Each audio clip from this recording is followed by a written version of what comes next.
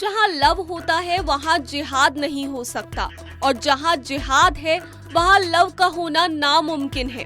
भारत में जिस लव जिहाद का मुद्दा गर्म है उसका असली मतलब है गलत नीयत से मुस्लिम लड़के का हिंदू लड़की को मोहब्बत में फंसाकर निकाह करना। भारतीय राजनीति में कई ऐसे मुस्लिम राजनेता हैं जिन्होंने हिंदू लड़कियों से शादी की है। ऐसे में सवाल उठता है, क्या वो लव जिहाद था? शायद आपका भी जवाब नहीं होगा। वो लव जिहाद नहीं, केवल इश्क था। तो उन राजनेताओं के बारे में बताते हैं जिन्होंने जाति धर्म की बंदिशों को तोड़कर शादी की, घर वालों की मर्जी के बिना प्रेम विवाह किया और उसे आज भी निभा रहे हैं।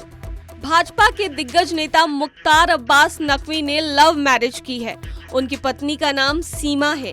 दोनों की प्रेम कहानी किसी फिल्मी कहानी से कम नहीं है। इलाहाबाद के रहने वाले नकवी एक फायर ब्रांड छात्र नेता थे और सीमा शांत रहने वाली लड़की। साल 1982 में दोनों एक दूसरे के करीब आए। सीमा हिंदू परिवार से थी और नकवी मुस्लिम थे, इसीलिए उनके परिवारों में इस रिश्ते को लेकर नाराजगी थी। इसके अलावा उस समय नकवी एक छात्र थे और उनके पास आर्थिक मदद नहीं थी। इसके बावजूद दोनों ने 8 जून 1983 को 3 अलग अलग तरीकों से शादी की।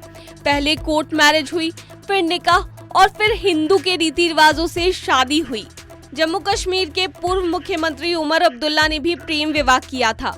उन्हें दिल्ली की रहने वाली पायल से प्यार हुआ था। पायल के पिता मेजर जनरल रणनाथ सेना अधिकारी थे।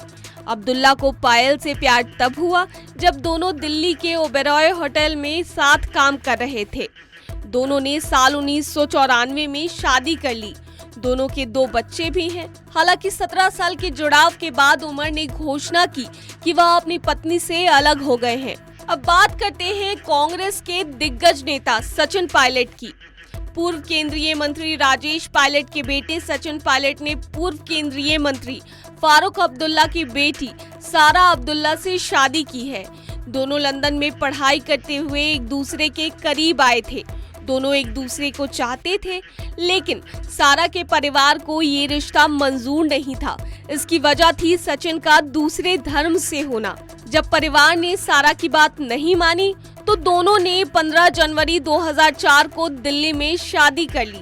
इस शादी में ना ही पिता फारूक अब्दुल्ला ने हिस्सा लिया और ना ही उमर अब्दुल्ला आए। हालांकि काफी समय के बाद सारा के परिवार ने इस शादी को स्वीकार कर लिया। मनीष तिवारी कांग्रेस के बड़े नेता और मनमोहन सरकार में मंत्री रहे हैं। उनकी पत्नी का नाम नाजनीन है। नाजनीन से उनकी मुलाकात मुंबई में यूथ कांग्रेस के कार्यक्रम में हुई थी। वहीं से उनकी लव स्टोरी शुरू हुई और आगे चलकर शादी में तब्दील हुई। ब्यूरो रिपोर्ट, देशवा न्यूज। देशवा न्यूज पर वीडियो देखने के लिए लाइक करें, सब्सक्राइब करें, साथ ही बेल आइकन दबाना न भूलें।